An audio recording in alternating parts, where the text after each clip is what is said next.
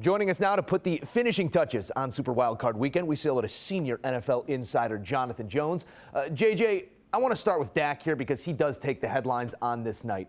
The ability to put those games behind him, the giveaway games behind him, and rise to the occasion the way he did on Monday night. How do you characterize this moment for Prescott? Well, it's a huge moment for Dak. I mean, I don't think there's any question about it because there was so much being said. We talked with Zach Martin in the locker room after the game, and he said Dak's probably the most talked about football player there is. When he said that, I thought to myself, you sure about that, Zach? And then I couldn't come up with a quarterback who is talked about more. And so you can imagine over the past 2 weeks, and especially this past week, everything that was said about Dak. And now here he is going into the playoffs yet again, where he hasn't had a great deal of success, needing to bury that Washington game, burn that tape, and that's exactly what he did. I saw a confident Dak Prescott standing at that dais here in the bowels of Raymond James Stadium, a guy who understands that he has that dog in him, and he's known it for a very long time, and so he was not at all surprised by the events of tonight. Okay, it was a slow start. Everybody's feeling themselves out. But the fact that he accounts for 5 touchdowns, throws for more than 300 yards. We talked with Tony Pollard after the game, and he wasn't at all surprised. Everyone in that locker room knew exactly what Dak Prescott was capable of, no matter what folks in turtlenecks on television may be saying about him the previous week. We are always listening. Plenty of talk going to surround the quarterback on the other sideline in this one. Tom Brady's future now once again hanging in the balance. Do you believe that, in your opinion, does the nature of this loss on Monday night, a season ender, affect, change, move what we might hear and see in the days and weeks to come?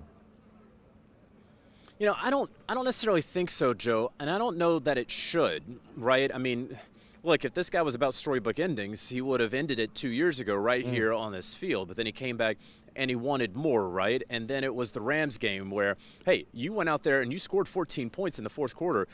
When you left, you guys had the lead. So I don't know that this loss is going to impact Tom Brady any more than last year's loss impacted him, or rather that 2 years ago the Super Bowl win did or did not impact him. From everything that I've heard, and folks around the league very much believe that Tom Brady is going to come back for next year, that he is going to be here for his age 46 season, just not here necessarily, could be elsewhere. We've talked about it, the Vegas Raiders near the top of the list, but in hearing from Tom Brady after the game tonight, obviously, and to no one's surprise, he offered really no indication about which way that goes. A good night of sleep, and then he wakes up and figures out what the day and the days ahead will be. So we are still probably, I'd say, 6 or so weeks away from getting any sort of indication on Tom Brady, just based off of his history the last 2+ years. But I could, pretty confidently say that this is a guy who I do not at all believe is done playing football. Before we say goodnight to Wild Card Weekend, one time for the NFC Beast. All three of the four teams in that division making the divisional round. First time that's occurred since 1997. 3 teams from one division making it to this height. This summer, JJ, you were in 32 different buildings. Any indication then this is what we'd be seeing now? Look, you want to tell me that the Philadelphia Eagles would be the 1 seed? Okay. You want to tell me that the Dallas Cowboys are going to come in as the top wild card seed because they didn't get the 1 seed in a tough top of the NFC East? Yeah, okay. And they'll win a playoff game.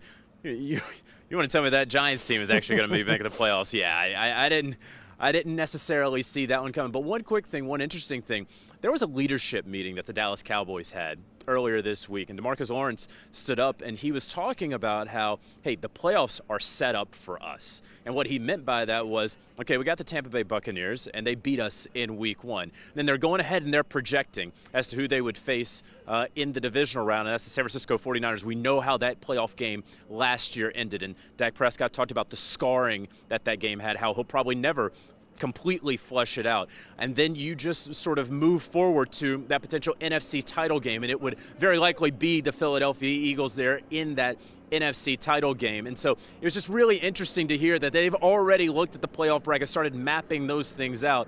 They very much have that on their mind. That is CBS lead NFL insider Jonathan Jones. Good in any building. Thank you, JJ. Do you want a sports network that delivers everything that matters about the game? The highlights, the picks, the instant analysis, no yelling, no fake debates, no politics. Hit the subscribe button and never miss a moment.